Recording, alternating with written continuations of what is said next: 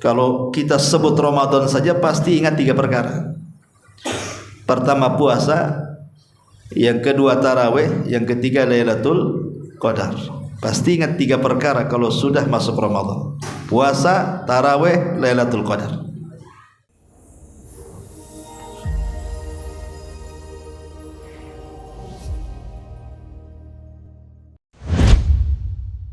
Bismillahirrahmanirrahim. Alhamdulillah wassalatu wassalamu ala Rasulillah wa ala alihi wa sahbihi wa mawalah wa la hawla wa la quwata illa billahi wa ba'du.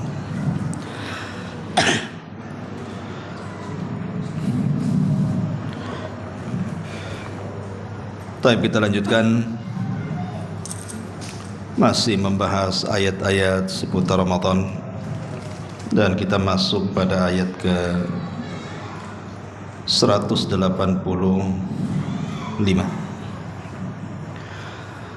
A'udzubillahi minasyaitonirrajim. Bismillahirrahmanirrahim. Syahru Ramadan alladzi unzila fihi al-Qur'an hudan lin-nasi wa bayyinatin minal huda wal furqan.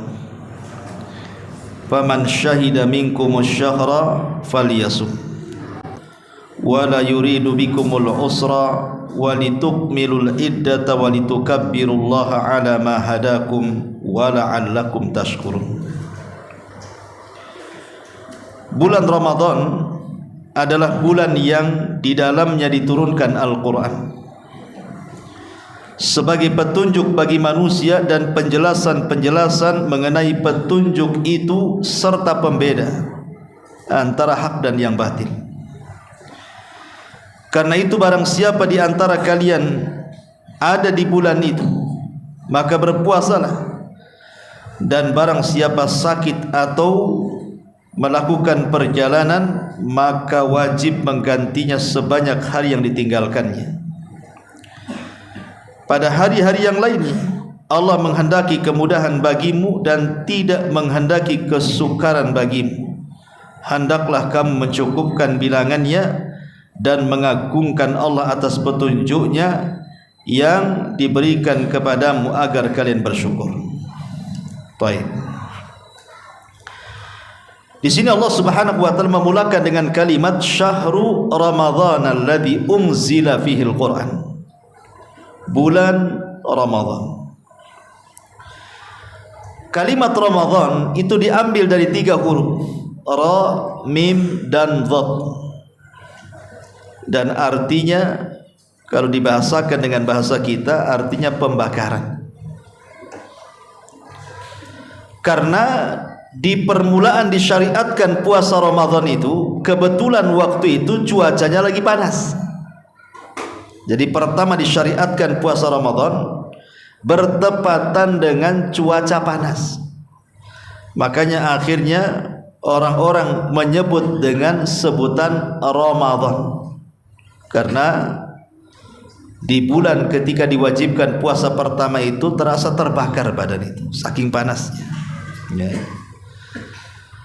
Tetapi para ulama mengatakan disebut Ramadan bukan hanya bicara soal cuaca di permulaan disyariatkan puasa, bukan itu.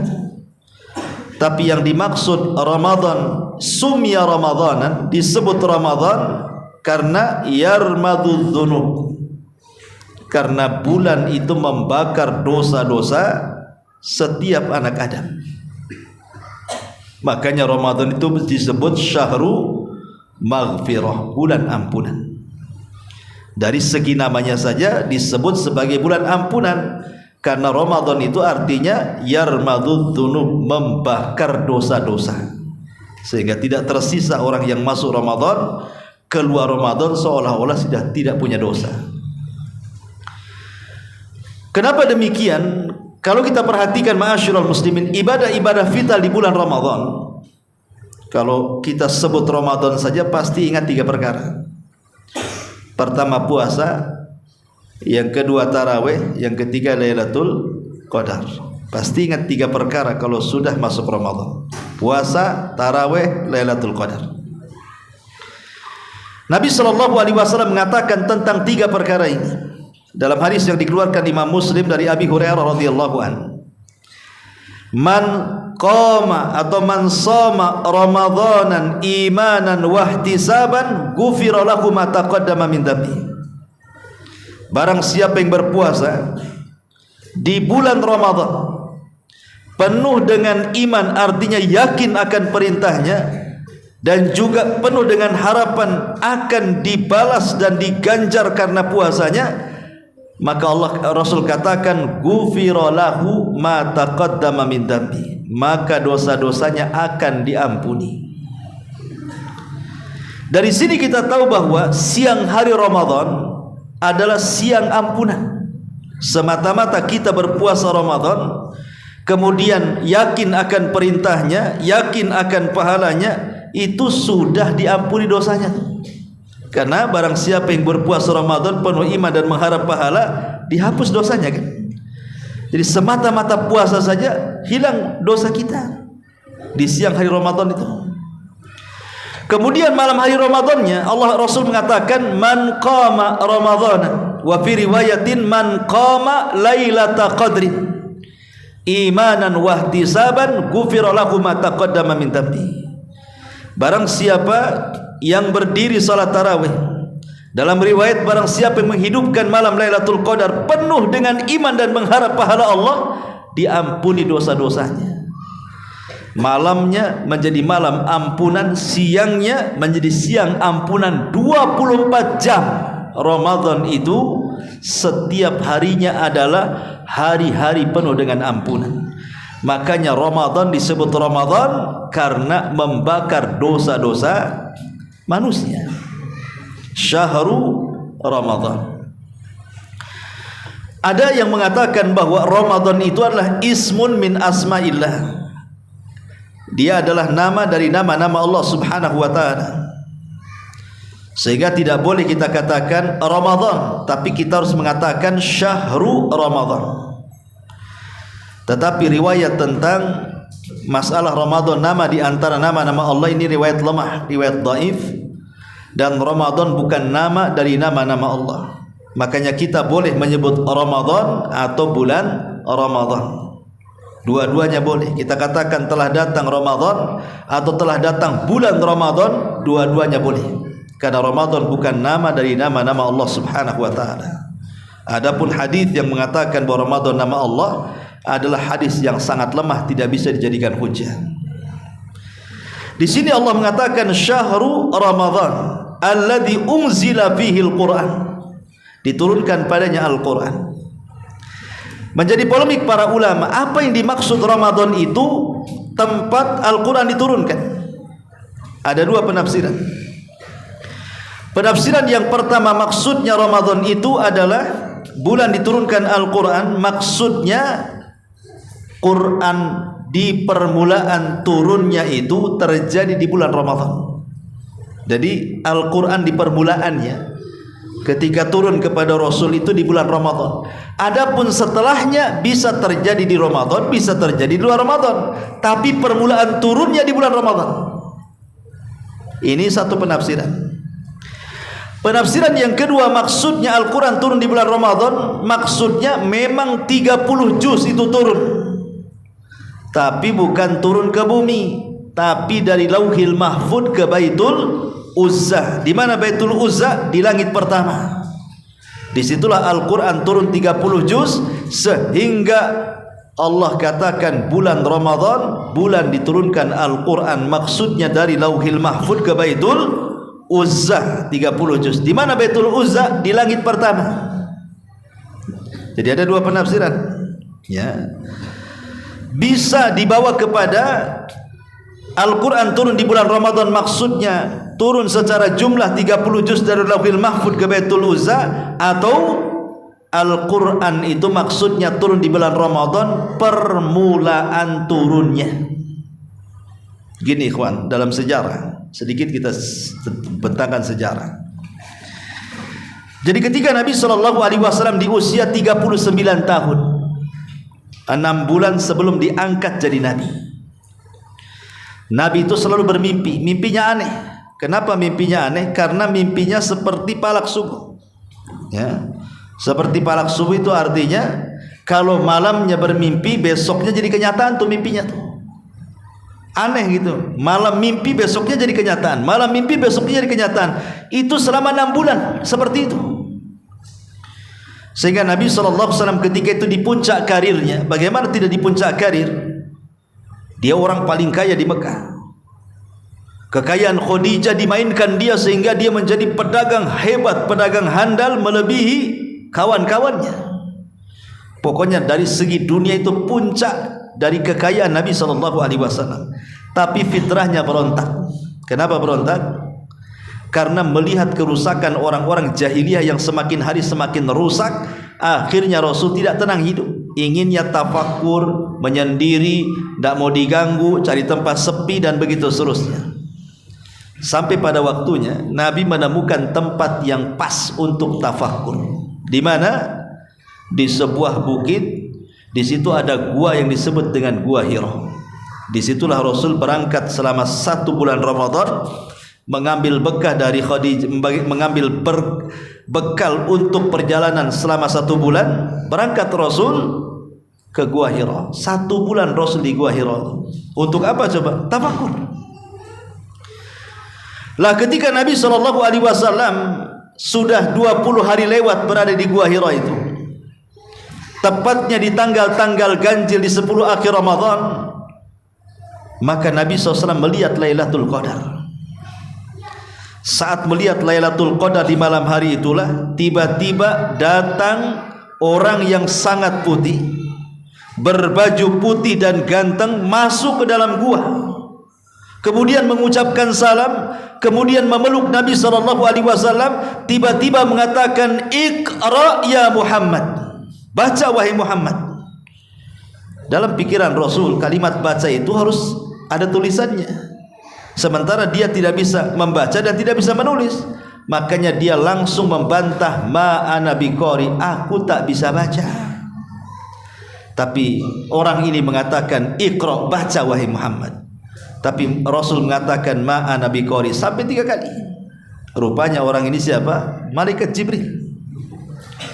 Ketika di 3 kalinya Rasul tetap mengatakan, "Ma ana biqari," aku tidak bisa baca. Disinilah Jibril mengatakan, "Iqra bismi rabbikal ladzi khalaq, khalaqal insana min 'alaq, iqra wa rabbukal akram, alladzi 'allama bil qalam, 'allamal insana ma lam ya'lam."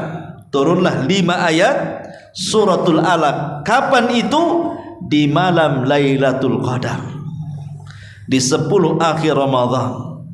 Disitulah Nabi SAW permulaan mendapatkan wahyu resmi, turun SK di daulat menjadi seorang Nabi dengan turunnya Suratul Alaq 1-5. Jadi yang dimaksud syahrul Ramadan alladzi unzila fihil Quran, maksudnya ayat yang pertama kali turun 1-5 surah Al-Alaq, itulah yang dimaksud pertama kali turun kepada Rasul. Turun di bulan apa?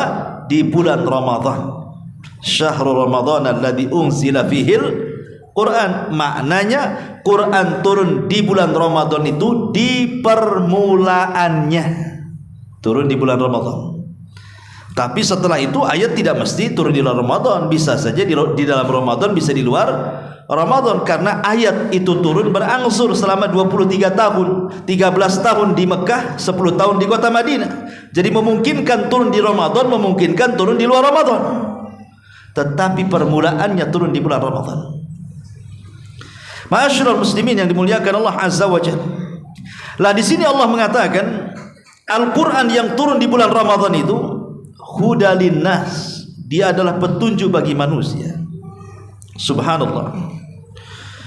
Al-Quran itu bukan kitab biasa, tapi adalah mukjizat dari Allah Subhanahu wa ta'ala. Bukti bahwa Al-Quran itu mukjizat, Al-Quran itu bisa mempengaruhi segalanya.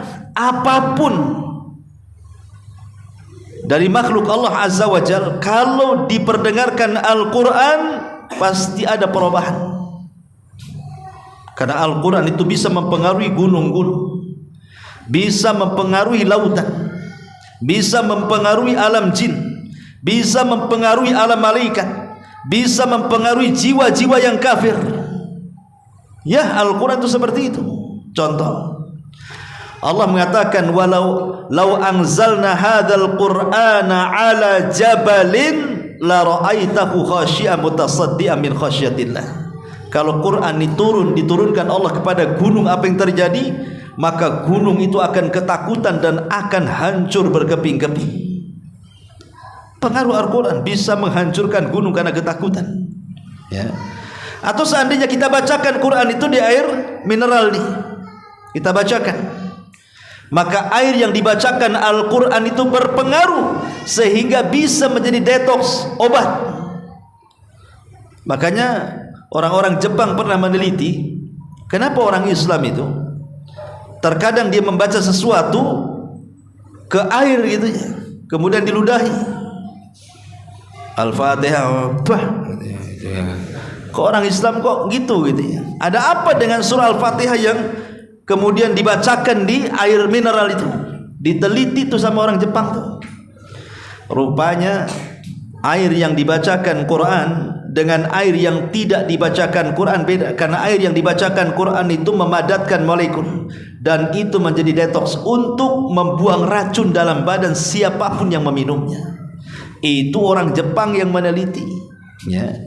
Kita mah nggak perlu diteliti-teliti, ya. Sami'na wa ata'na saja, ya. Insya Allah jangan ada keraguan, karena pengobatan dengan Al-Quran itu tidak boleh ada keraguan, karena Quran itu hudan linnas, petunjuk bagi manusia.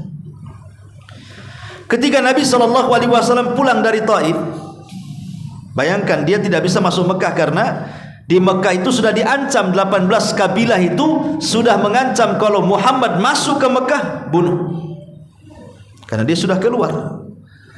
Makanya pulang dari Taif bingung, dia mau balik ke Taif dilempari batu oleh orang Taif, mau masuk ke Mekah diancam mau dibunuh. Terpaksalah Rasul SAW berada di perbatasan Mekah dan Taif, tidak bisa masuk ke Mekah, tidak bisa pula masuk ke Taif. Akhirnya Rasul istirahat di kebun kurma milik Utbah dan Syaibah. Ketika datang waktu fajar, Nabi SAW sholat subuh dan dikeraskan bacaannya. Rupanya ada jin nasibin yang nyasar ke situ. Jin-jin Yaman itu, entah dari mana, nyasar pula sekitar 7 jin itu ke kebun yang Rasul sedang sholat fajar di situ. Maka jin-jin ini mendengar Nabi SAW sedang membaca Quran. Apa yang terjadi? Tiba-tiba mereka mengatakan, aman Nabi, kami beriman dengannya. Sejak itu dia masuk Islam. Jin-jin ini kemudian pulang ke Yaman, mendakwahkan kepada kalangan jin yang lainnya untuk masuk kepada syariatnya Nabi SAW. Bayangkan, jin mendengar satu Quran, satu ayat yang dibacakan satu kali saja dalam sholat subuh Rasul, langsung beriman. Jadi Quran itu bisa membawa pengaruh kepada jin. Satu kali dengar beriman. Antum berkali-kali dengar lo nggak beriman. Berarti kadang-kadang jin ini lebih hebat dibandingkan manusia gitu ya. Karena satu kali beriman aja berpengaruh. Kita ini baca Quran tidak berpengaruh. Kalau musik baru pengaruh. Mulai joget kan itu. Ma'asyiral muslimin yang dimuliakan Allah Azza wa Jalla, menunjukkan bahwa Quran ini pengaruh kepada jin atau kepada malaikat. Usaid ibn Hudhair radhiyallahu anhu, suatu malam dia baca Quran. Di sampingnya putranya namanya Yahya tidur. Di samping Yahya ada kuda yang sedang diikat. Kemudian Usaid ibn Hudhair membaca Quran. Setiap dia membaca Quran, kudanya meringkik. Setiap baca Quran, kudanya meringkik. Dia takut kalau seandainya kaki kuda menyepak anaknya Yahya. Berhentilah dia membaca Quran. Tapi aneh, karena setiap dia baca Quran terdapat cahaya di langit. Jadi Usaid ibn Hudhair besoknya cerita kepada Nabi SAW dan mengatakan, ya Rasul, semalam saya baca Quran. Kalau bukan karena takut kudaku kemudian menyepak anakku Yahya yang sedang tidur, pasti ku baca terus Al-Quran itu sepanjang malam. Tapi karena kekhawatiran kuda itu menyepak anakku Yahya, maka aku berhentikan. Kata Rasul, ya Usaid, kenapa kau berhenti? Kenapa kau tidak terus membaca? Kalau engkau terus membaca, maka cahaya itu adalah para malaikat yang turun dari langit. Mereka mendengarkan suara bacaan. Jadi suara Quran itu pengaruh kepada para malaikat. Ya, karena Quran itu hudan, petunjuk. Banyak orang kafir itu ya mendengar Quran tidak tahu maknanya loh, tapi mereka sedap mendengarnya, tiba-tiba masuk Islam. Dulu di zaman Nabi ada orang namanya Zubair ibn Mut'im radhiyallahu anhu di masa jahiliyah. Dia orang yang paling dendam kepada Nabi. Saking dendamnya dia ingin membunuh Nabi itu. Sampai dia merencanakan untuk membunuh Nabi saat sholat maghrib. Dibawa pedangnya, bergerak dari Mekah ke Madinah, kemudian mengendap-endap menunggu Rasul sedang sholat maghrib, karena orang sedang mengimami kan tidak bersenjata tuh. Padahal jarak dia dengan Rasul sudah dekat tuh. Kalau dia mau membunuhnya bisa saja. Tapi Nabi SAW tiba-tiba membaca surah Toha sampai kepada ayat am khuliqu min ghairi syai'in am humul khaliqun am khalaqus samawati wal ardi bal la yuqinun. Tiba-tiba kemudian Zubair pun menangis dan mengatakan kada qalbi an yatir, hampir-hampir hatiku terbang, katanya. Hidayah masuk.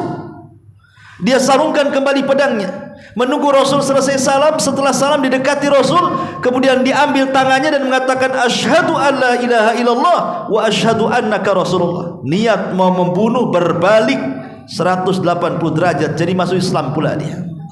Nah, itulah bagaimana bacaan Quran itu mempengaruhi ya. Lah Quran ini turun di bulan Ramadan. Syahrul Ramadan alladzi unzila fihi al-Quran hudan lin-nasi wa bayyinatin minal huda wal furqan. Kemudian Allah mengatakan faman syahida minkumus sahra falyasum. Barang siapa yang menyaksikan di antara kalian bulan maka puasalah. Ma'asyiral muslimin yang dimuliakan Allah Azza wa Jalla, ulama berselisih pendapat soal ru'yatul hilal, melihat bulan di mana setelah itu masuk Ramadan atau masuk bulan Syawal. Apakah setiap negeri itu punya matla masing-masing tempat melihat, ataukah setiap negeri itu melihat kepada yang melihat pertama kali, maka satu dunia harus mengikut kepada yang melihat pertama kali? Ini jadi polemik para ulama. Kenapa jadi polemik dua pendapat ini? Karena ada hadis yang mengatakan idza ra'aitumuhu fasumu, kalau kalian melihat bulan puasa, tanpa menyebut di negara mana. Pokoknya kalau di negara manapun di dunia ada yang melihat bulan, maka satu dunia mengikut kepada negara yang melihat itu. Zahirnya hadis seperti itu. Tapi di lain riwayat ada seorang sahabat di masa kekuasaan Muawiyah ibn Abi Sufyan. Sahabat ini dia safar ke Syam. Rupanya orang-orang Syam melihat bulan di hari Jumat. Jadi Kamisnya mereka meneropong, rupanya nampak bulan, Jumatnya mereka puasa. Namanya Quraib. Ada seorang namanya Quraib, itu safar ke Syam. Kemudian orang-orang Syam yang dipimpin Muawiyah menetapkan puasa hari Jumat. Kenapa? Karena Kamis sorenya bulan kelihatan. Lah si Quraib ini pulang dari Syam menuju Madinah. Sampai di kota Madinah, heran karena penduduk Madinah puasanya hari Sabtu, sementara orang Syam puasanya hari Jumat.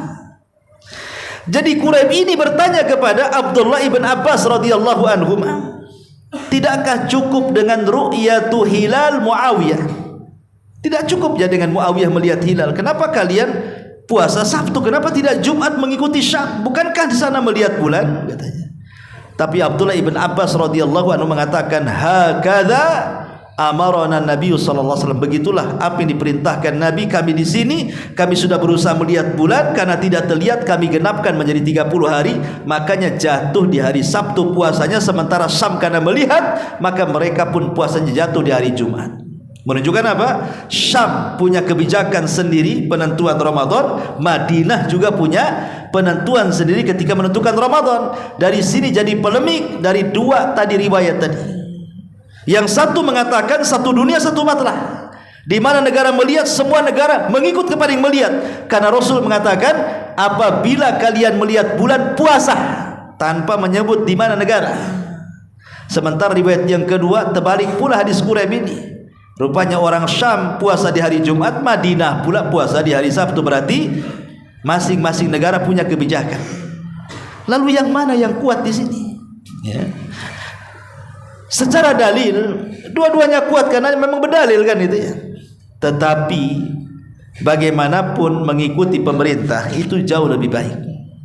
Karena Rasul yang mengatakan saumukum yauma tasumun wa fitrukum yauma tuftirun. Puasa kalian manakala pemerintah berpuasa, dan Idul Fitri kalian manakala pemerintah melaksanakan Idul Fitri. Karena itu bisa menjadikan perpecahan. Maka sebaiknya penentuan Ramadan nunggu keputusan pemerintah. Kalau pemerintah nengok bulan besok puasa, ikut puasa. Kata pemerintah tidak jadi puasa, nggak nampak tuh bulannya, berarti lusanya lagi kita puasa. Ya, ma'asyiral muslimin yang dimuliakan Allah Azza wa Jalla, faman syahida minkumus syahra falyasumhu wa man kana maridun aw ala safarin fa iddatu min ayyamin ukhar yuridullahu bikumul yusra wa la yuridu bikumul usra. Barang siapa yang sakit ataupun safar kemudian berbuka, maka qadanya di hari yang lain. Allah menghendaki kalian kemudahan, tidak menghendaki kepada kalian kesulitan. Walitukmilul iddata walitukabbirullaha ala ma hadakum wa la'allakum tashkurun, agar kalian menyempurnakan bilangan, bisa 29, bisa 30 hari, dan agar kalian membesarkan Allah atas hidayah yang Allah anugerahkan kepada kalian, dan agar kalian bersyukur kepada Allah Subhanahu wa taala. Kemudian Allah Subhanahu wa taala katakan, wa idza sa'alaka ibadi anni fa inni qarib ujibu da'watad da'i idza da'an falyastajibu li wal yu'minu bila allahum yarshudun. Apabila hamba-hambaku bertanya kepadamu wahai Muhammad soal aku, katakan aku dekat. Aku yang mengabulkan setiap doa orang yang berdoa kepadaku, maka penuhilah panggilanku, berimanlah kepadaku agar kalian mendapatkan petunjuk. Sudah sering saya katakan berulang-ulang, ayat ini menunjukkan ayat kedekatan kita dengan Allah. Apabila hamba-hambaku bertanya kepadamu wahai Muhammad tentang aku, jawablah aku dekat. Maknanya apa? Allah itu dekat dengan kita. Tetapi kita bisa perhatikan kenapa ayat kedekatan Allah dengan hambanya diletakkan di sela-sela ayat yang bicara tentang Ramadan. Ini kan ayat yang sedang kita baca ini kan masih bicara ayat-ayat Ramadan. Ayat yang bicara tentang hukum-hukum seputar Ramadan. Kenapa ayat kedekatan Allah dengan hambanya diletakkan di sela-sela ayat-ayat yang berbicara soal Ramadan? Maka ulama menjawab, boleh jadi kedekatan Allah Subhanahu wa taala maksudnya dengan hamba-hambanya di bulan Ramadan jauh lebih dekat dibandingkan di luar Ramadan. Kedekatan Allah dengan hambanya di bulan Ramadan jauh lebih dekat dibandingkan di luar Ramadan. Dari sini ada anjuran kata para ulama, perbanyaklah beribadah dan berdoa. Ya. Mumpung Allah sedang dekat dengan kita, perbanyak ibadah. Kemudian juga lakukan doa. Perbanyak doa kepada Allah Azza wa Jalla, karena doa yang mustajab waktu-waktunya paling banyak di bulan Ramadan. Doa sebelum berbuka puasa itu mustajab, jangan tinggalkan. Kemudian doa sepertiga malam akhir di bulan Ramadan itu mustajab, jangan ditinggalkan. Kemudian doa selepas subuh sebelum matahari itu waktu berkah Ramadan, jangan ditinggalkan. Karena 3 waktu ini memungkinkan orang berdoa yang tidak mungkin dilakukan di luar Ramadan. Di luar Ramadan kadang-kadang antum jangankan lagi bicara puasa Senin, puasa Kamis ya. Ya, jangan lagi bicara puasa-puasa yang seminggu sekali. Puasa Ayyamul Bid saja kita tidak pernah. Puasa Ayyamul Bid saja kita tidak lewat begitu saja kan. Sehingga kesempatan untuk berbuka menjelang berdoa menjelang berbuka itu tidak ada, karena kita tidak puasa masalahnya. Karena doa orang yang berpuasa itu mustajab kapan? Ketika sedang berbuka, menjelang berbuka. Kalau di hari-hari yang lain antum tidak puasa dan menyengajakan puasa Senin Kamis itu karena berat sekali kan, hanya ingin mendapatkan menjelang berbuka. Tapi di bulan Ramadan mau tidak mau kita puasa. Dan mau tidak mau setiap hari kita menghadapi menjelang berbuka. Dan disitulah waktu yang sangat mustajab. Artinya di bulan Ramadan memungkinkan kita berjumpa dengan waktu ini. Ya, ini satu. Yang kedua, sepertiga malam akhir. Di luar Ramadan antum jarang bangun di sepertiga malam akhir kecuali kedinginan, kemudian bangun kencing tidur lagi. Mungkin. Ya. Tapi kalau sengaja bangun di sepertiga malam akhir untuk qiyamul lail, saya nggak yakin. Kecuali memang orang-orang yang sadar saja. Kebanyakan kan tidak sadar. Tapi Ramadan mau tidak mau antum harus bangun tuh di sepertiga malam akhir ini. Kalau tidak dibangunkan orang antum, tidak bisa marah-marah sama yang bangunkan. Karena yang bangunkan banyak, masjid bangunin sahur kan itu. Belum lagi nanti obrok-obrok yang nggak jelas tuh kan. Entah kaleng kongguan dipukul dia, ya, kemudian kaleng cat dipukul dia, macam-macam kan. Suruh bangun itu. Jadi mau tidak mau sepertiga malam akhir terpaksa jadi bangun karena di situ sahur. Lah, jangan fokuskan dengan sahurnya, fokuskanlah 5 menit untuk mengangkat tangan berdoa kepada Allah Azza wa Jalla. Itu waktu mustajab. Kemudian setelah subuh menjelang matahari terbit, itu waktu mubarak, waktu yang diberkahi. Ini 3 waktu. Minta kepada Allah Azza wa Jalla. Apa yang harus antum minta? Mintalah kepada Allah agar kita dimerdekakan dari api neraka. Karena Rasul mengatakan setiap malam di bulan Ramadan Allah memerdekakan hamba-hambanya dari api neraka. Maka minta kepada Allah, ya Allah merdekakan aku, keluargaku, ayahku, ibuku, anakku dari api neraka. Seperti itulah doanya. Kemudian Allah mengatakan ayat selanjutnya, uhillat lakum lailatas siyam arrafathu ila nisaikum hunna libasul lakum wa antum libasul lahun alimallahu annakum kuntum takhtanuna anfusakum fataba alaikum wa afa ankum fal'ana bashiruhunna wabtagu ma kataballahu lakum wa kulu washrabu hatta yatabayyana lakumul khaytul abyadu minal khaytil aswadi minal fajri thumma atimmus siyama ilal laili wala tubashiruhunna wa antum aqibuna fil masajid tilka hududullah fala taqrabuha kadzalika yubayyinullahu ayatihi lin-nasi la'allahum yattaqun. Dihalalkan bagimu pada malam hari puasa bercampur dengan istrimu. Mereka adalah pakaian bagimu dan kamu adalah pakaian bagi mereka. Allah mengetahui bahwa kamu tidak dapat menahan dirimu sendiri dari hawa nafsu, tetapi Dia menerima taubatmu dan memaafkan kamu. Maka sekarang campurilah mereka dan carilah apa yang telah ditetapkan Allah bagimu. Makanlah, minumlah hingga jelas bagimu perbedaan antara benang putih dan benang hitam, yaitu waktu fajar. Kemudian sempurnakan puasa sampai datang malam, tetapi jangan kamu campuri mereka ketika kalian beriktikaf di masjid. Itulah ketentuan Allah, maka janganlah kamu mendekatinya. Demikian Allah menerangkan ayat-ayatnya kepada manusia agar mereka bertakwa.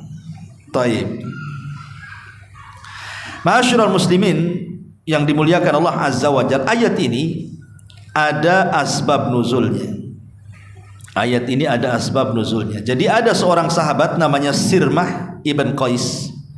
Sirmah ibn Qais. Sirmah ibn Qais ini dia satu hari sudah puasa dan bekerja sehingga lelah. Jadi puasa sambil kerja kan lelah gitu ya. Jadi saking lelahnya datang waktu maghrib, rupanya di rumah tidak ada yang dimakan, tidak ada yang diminum, tidak ada yang dimakan. Akhirnya kemudian Sirmah ibn Qais mengatakan kepada istrinya, aku ini lelah, ya sudah bekerja, puasa lagi, di rumah tidak ada makan, tidak ada minum. Cobalah kau cari makan dan minum. Entah pinjam dari tetangga, atau minta, atau apalah ya kan itu. Pulanglah berangkatlah istrinya dari rumah untuk cari makanan dan minuman itu. Maka tiba-tiba Sirmah ibn Qais ini karena lama istrinya cari makan minum, tertidur dia. Selepas maghrib dia tertidur. Ya. Dan ingat, di permulaan puasa, siapa yang tertidur setelah maghrib maka tidak boleh makan setelahnya. Dia harus melanjutkan puasa sampai besok lagi, sampai maghrib lagi. Kan itu aturannya di awal puasa. karena masih mengikuti tata cara puasa Yahudi. Ya, orang Yahudi itu puasa tidak ada sahur. Mereka berbukanya ketika bintang muncul, itulah mereka berbuka sekaligus sahur gitu maksudnya. Jadi dan itu disyaratkan tidak boleh tidur. Kalau tidur berarti sudah setat dia puasa. Jadi sahabat Sirmah ibn Qais ini tertidur. Ya, sebelum Isya dia tertidur. Istrinya datang bawa makanan, bawa minuman.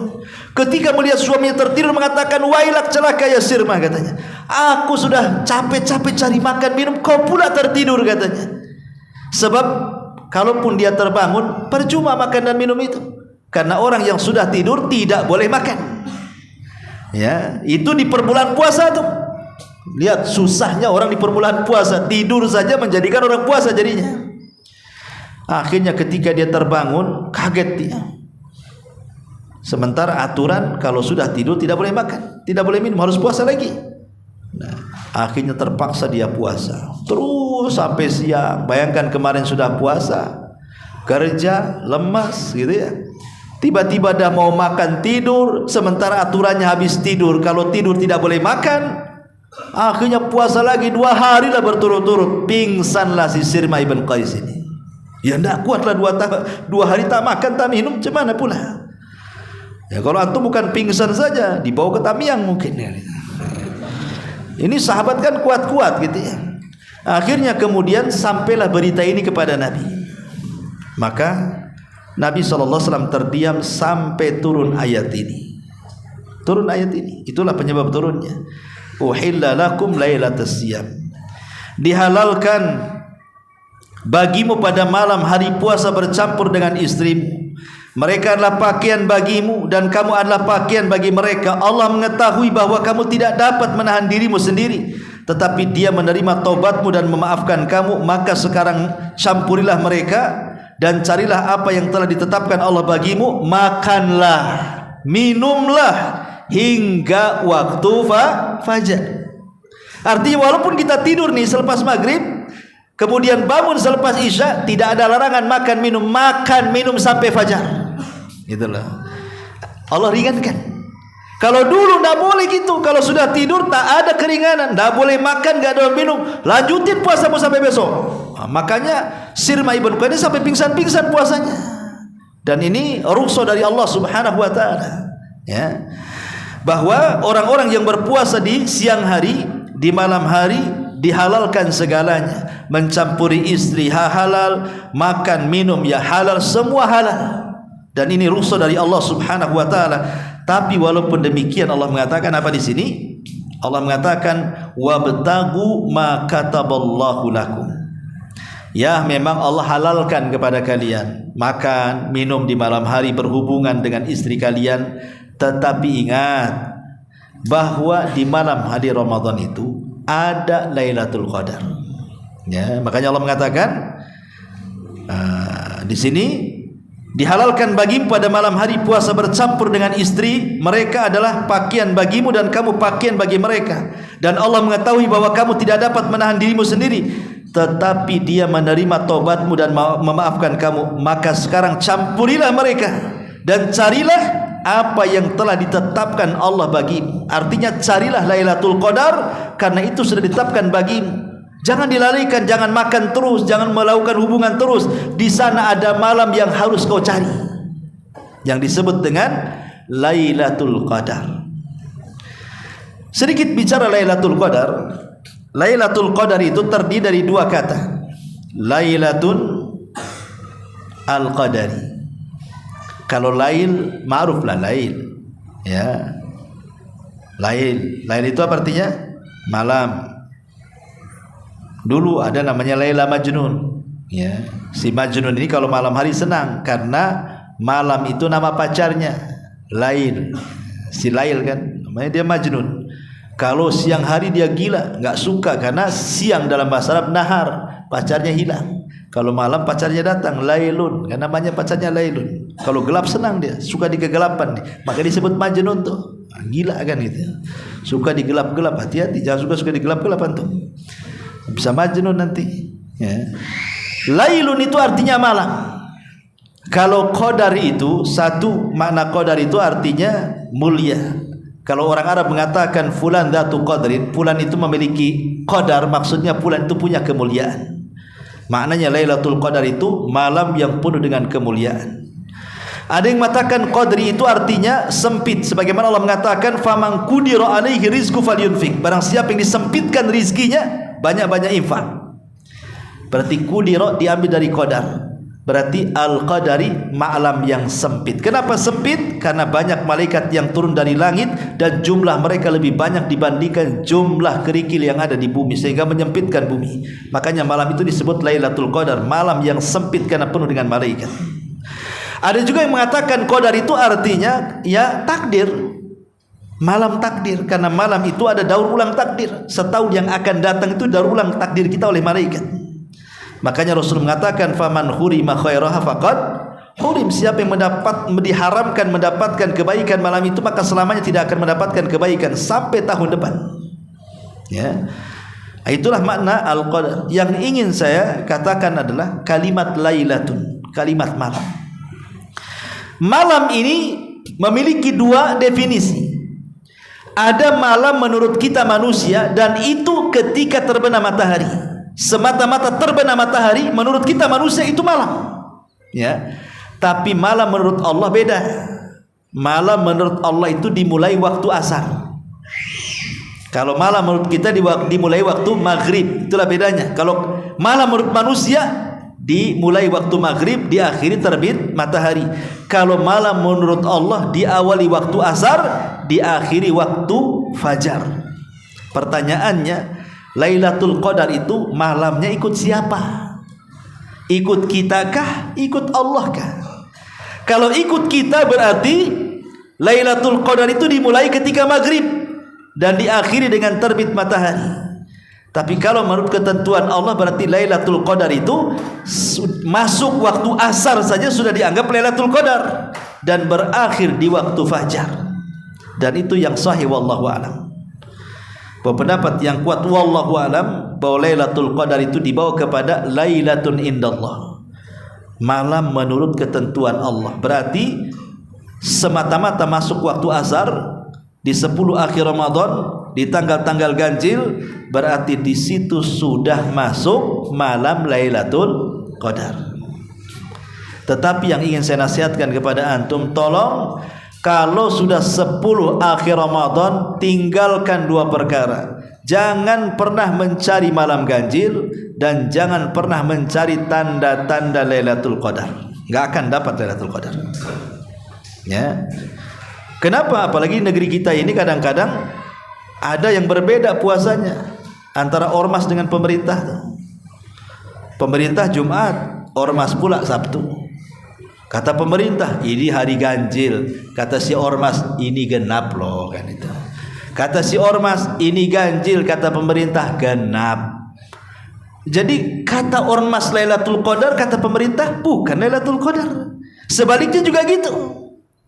Maka jangan pernah mencari tanggal ganjil, nggak akan dapat. Karena rebutan tanggal ganjil itu antara pemerintah dan ormas itu. Sebaiknya hidupkan saja mulai tanggal 20 sampai selesai Ramadan. Dipastikan antum dapat Lailatul Qadar. Satu. Yang kedua, hindari jangan sedikit-sedikit mencari tanda-tanda Lailatul Qadar. Kata Ustadz, Lailatul Qadar itu anginnya tidak terlampau kencang, tidak pula tidak ada angin, tidak ada oksigen. Ya ada lah, mati tidak oksigen, kan itu. Kata Ustadz itu cuacanya Masya Allah tidak terlalu panas, tidak terlalu dingin, kan itu. Jadi setiap tanggal 21 lari ke lapangan, dirasa-rasa cuaca tuh kok dingin gini, geregas-geregas. Iyalah lagi demam. Ya, nggak akan bisa anda itu memastikan ini malam Lailatul Qadar atau enggak. Nggak bisa. Ya. Jadi dari sini kita tahu bahwa kalau ingin mendapatkan Lailatul Qadar, hindari dua perkara ini. Sudah hidupkan saja 10 malam terakhir Ramadan sampai selesai. Makanya sering saya contohkan logika yang mudah ya, ikhwan. Logika yang mudah sekali.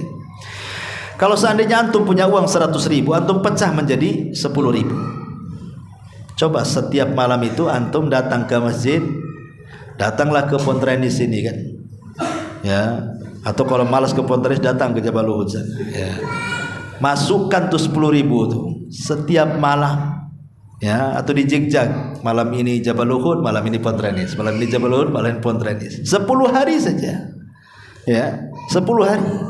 Saya yakin dari 10 hari itu antum akan mendapatkan Lailatul Qadar di 10.000 itu. Tidak mungkin tidak. Kalau 10 hari antum masukkan, besok infak, besoknya lagi infak, besoknya lagi infak, sampai habis. Pasti yang 10.000 itu ada yang bertepatan dengan Lailatul Qadar. Tidak mungkin tidak. Pasti ada yang bertepatan dengan Lailatul Qadar. Ketika yang 10.000 itu ada yang bertepatan dengan Lailatul Qadar, maknanya berarti antum sedang bersedekah 84 tahun, atau bahasa Quran 1000 bulan. Berarti seolah-olah berapa miliar antum infak tuh coba. Padahal 10.000 saja. Gimana kalau setiap malam antum tambah 20.000? Atau umpamanya antum punya uang 1 juta, antum pecah menjadi 100 ribuan. Berarti dari 100.000 itu kalau ini bertepatan dengan Lailatul Qadar, kalilah 84 tahun, setiap hari antum infak 100.000. Nah, berapa triliun antum infak? Luar biasa, ikhwan. Itu baru infak. Ya. Kalau seandainya antum umpamanya ingin dawamkan, pokoknya habis isya lah. Habis isya antum bacalah entah Qul huwallahu ahad Allah, atau Qul ya ayyuhal kafirun, atau Qul ya ayyuhanna, Qul uhiya ilayya, yang agak panjang lah ya. Qul uhiya ilayya annahu istama'a nafaru minal jin. Itu Qul yang paling panjang itu. Surah Jin. Itu Qul juga diawali Qul ya. Tapi kalau Qul ya ayyuhal kafirun, Qul huwallahu itu ya 3 Qul namanya. Ya. Tapi oke lah antum membaca 3 Qul lah. Qul huwallahu, Qul ya ayyuhal kafirun, sama Qul a'udzu birabbil falaq. 3 kali saja. Kemudian besoknya antum baca lagi, besoknya antum baca lagi, besoknya antum baca lagi, sampai 10 hari. Saya kira 3 Qul yang antum baca setiap malam pasti ada yang bertepatan dengan Lailatul Qadar. Tidak mungkin tidak. Kalau seandainya yang 3 Qul yang antum baca itu bertepatan dengan Lailatul Qadar, seolah-olah antum membaca 3 Qul 84 tahun. Bayangkan 1 huruf 10 kebaikan, kali 3 Qul, kali 84 tahun. Berapa banyak pahala yang antum dapat coba? Luar biasa. Ya. Belum zikirnya, belum sholatnya, belum macam-macamnya. Setiap malam saja rutinkan gitu ya. Pasti dari malam itu akan ada yang bertepatan dengan Lailatul Qadar. Makanya Allah Subhanahu wa taala katakan di sini, wabtaghu ma kataballahu lakum. Cari apa yang Allah telah tetapkan kepada kalian. Wa kulu washrabu, makanlah minumlah, hatta yatabayyana lakumul khaytul abyad minal khaytil aswadi minal fajr. Makanlah minumlah sampai jelas kepada kalian benang putih di antara benang hitam. Maksudnya datangnya waktu fajar. Artinya di sini sahur, tetap sahur, tetapi kalau sudah datang fajar maka berhenti sahurnya. Ada hadis yang menjadi polemik para ulama adalah idza sami'tumun nida wal ina'u fi yadihi fala yadha hatta yaqdi hajatahu. Apabila kalian mendengar azan, kemudian piring berada di tangan, makanan ini belum habis, minuman belum habis, kata Rasul jangan diletakkan sampai kau habiskan. Para ulama ada yang mensahihkan hadis ini, seperti Syekh Albani, Syu'aib Al-Arnaud mensahihkan hadis ini. Tapi sebenarnya mengatakan hadis ini lemah, tidak sahih. Kalaupun sahih, kata ulama yang mensahihkan, yang melemahkan, kalaupun lau farradna, anggaplah hadis ini dianggap sahih, maka hadis ini dibawa kepada adzan yang pertama, bukan kepada adzan yang kedua. Maksudnya adzan yang pertama itu adzan Bilal, adzan sebelum subuh. Kalau azan subuh itu Abdullah ibn Umi Maktum, karena Rasul mengatakan makanlah minumlah kalau masih mendengar suara azan Bilal, tapi kalau sudah mendengar suara Ibnu Umi Maktum stop, jangan makan minum, karena itu waktu subuh. Atau sebagian ulama memahami kalaupun hadis itu sahih, maksudnya dibawa kepada orang yang ragu-ragu, ini belum masuk subuh kok sudah azan orang itu. Nah, itulah ragu-ragu namanya. Tengok di jadwal pamannya jam 4 kurang 2 menit ya. Tapi ini jam 4 kurang 30 menit kok sudah azan. Orang ini lagi ngelindur nih orang azan nih. Berarti kalau dia azan belum waktunya, boleh kita makan minum. Kalau masih di tangan, maksudnya begitu. Tapi kalau yakin bahwa dia tidak ada kecuali memang ngikutin jadwal yang resmi dari pemerintah dan itu cocok dengan waktu subuh, maka sebaiknya berhenti. Walaupun makanan di tangan, letakkan. Itu lebih ikhtiyat, kehati-hatian. Lebih hati-hati namanya ya. Sebaiknya kalau sudah jelas-jelas adzan subuh berhenti. Karena di sini Allah mengatakan wa kulu washrabu hatta yatabayyana lakumul khaytul abyadu minal khaytil aswadi minal fajr thumma atimmus siyama ilal lail. Kemudian sempurnakan puasa sampai malam. Sempurnakan puasa sampai malam. Wala tubashiruhunna wa antum akifuna fil masajid. Tetapi kalau sudah 10 terakhir Ramadan, di situ ada syariat itikaf. Nabi digambarkan oleh Aisyah radhiyallahu anha, kana Nabi SAW idza dakhala al-ashra shadda mizarahu wa aiqadha ahla. Apabila Rasul datang di 10 akhir Ramadan, beliau kencangkan sarungnya, maknanya beliau tidak menggauli satu istrinya pun dan fokus itikaf di masjid. Jadi itikaf itu syariat Rasul, bahkan ulama mengatakan sunnah muakkadah karena Rasul tidak pernah meninggalkan sampai meninggal. Itikaf itu. Dan Allah katakan wala tubashiruhunna wa antum akifuna fil masjid. Jangan kalian menggauli istri-istri kalian sementara kalian sedang itikaf di masjid, karena itulah ada batasan-batasan Allah, jangan didekati. Kadzalika yubayyinullahu ayatihi lin-nasi la'allakum yattaqun. Begitulah Allah telah jelaskan tanda-tandanya kepada manusia agar mereka bertakwa. Wallahu alam. Inilah diantara ayat-ayat puasa. Taib sampai di sini, mudah-mudahan ada manfaatnya. Dan kita sekarang berada di hari Sabtu, Ahad, Senin, Selasa ya. Ya, terus sekitar Selasa Rabu lah kita sudah masuk di bulan Ramadan. Maka sekali lagi, karena masih ada beberapa hari ke depan, nasihat saya kepada antum, bekalilah dengan ilmu. Ya, beli buku bicara tentang fikih Ramadan.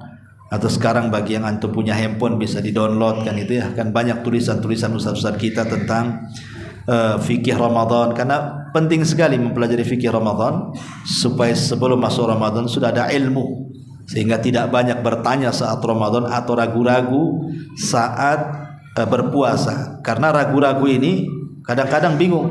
Contoh seperti ini, setan datang ke rumah antum lagi dulu lagi puasa kan, si iblis pula datang, kemudian memberikan was-was di hati kita. Pandang kulkas, umpamanya was-wasnya, pandang kulkas, itu istrimu baru naruh makanan enak di situ. Itu was-was dari setan. Akhirnya terpengaruh, ya, mulai dia nengok kiri kanan, tak ada orang, betul juga nih. Bisalah kita ambil. Di situ sudah ada niat mau batal. Ketika sudah melangkah kakinya ke kulkas, pas dibuka teringat astagfirullahaladzim, gak benar setan ini. Ya, gak benar iblis ini. Ditutup lagi, digembok kulkasnya lagi malah. Pergi lagi, ini gak beres nih setan. Pertanyaan, kalau orang tidak punya ilmu, ini batal atau enggak? Kan sudah ada niat kan untuk membatalkan kan? Tapi tak jadi. Ya, kira-kira batal atau enggak? Batal atau enggak batal? Orang yang kayak gini, Masya Allah, ikhtalafu. Para ulama di sini khilaf. Ada yang mengatakan batal, ada yang mengatakan tak batal. Masya Allah. Ya, itulah, karena tidak ada ilmu kan pusing kita jadinya. Ya, karena di sini kan ada niat nih. Ada yang mengatakan, karena ulama sendiri memang berselisih pendapat, ada yang mengatakan batal, ada yang mengatakan tidak batal. Ya kayak antum berselisih juga, ada yang mengatakan batal, ada yang mengatakan batal kan. Ada yang mengatakan batal karena sudah ada niat batal. Tapi dia mengatakan tidak batal karena itu hanya niat saja, karena belum betul-betul makan gitu ya.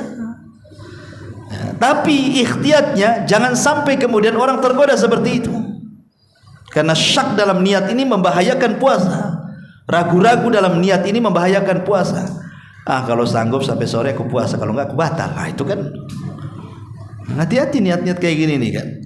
Walaupun dah khilaf di antara ulama, iya kalau seandainya yang kuat yang tidak batal, sekali nanti yang kuat yang batal, habislah puasa kita. Ya, makanya perlu ilmu dalam menghadapi Ramadan ini, karena ada perkara-perkara itu terkadang harus ada ilmunya sehingga tidak ragu-ragu lagi ketika menghadapi bulan Ramadan. Wallahu a'lam. Ini yang bisa sampaikan. Kita tutup dengan doa kafaratul majlis. Subhanaka wa bihamdika asyhadu an la ilaha illa anta astaghfiruka wa atubu ilaik. Allahu ta'ala alam. Assalamualaikum warahmatullahi wabarakatuh. Intinya bahwa tolong berakhlak kepada Allah. Membahas tafsir dari surah Al-Imran. Lahirlah Imam Muslim, Abi Dawud, Tirmidzi, Ibnu Hibban. Jadi ketika Yunus alaihi salatu wassalam terkena undian itu,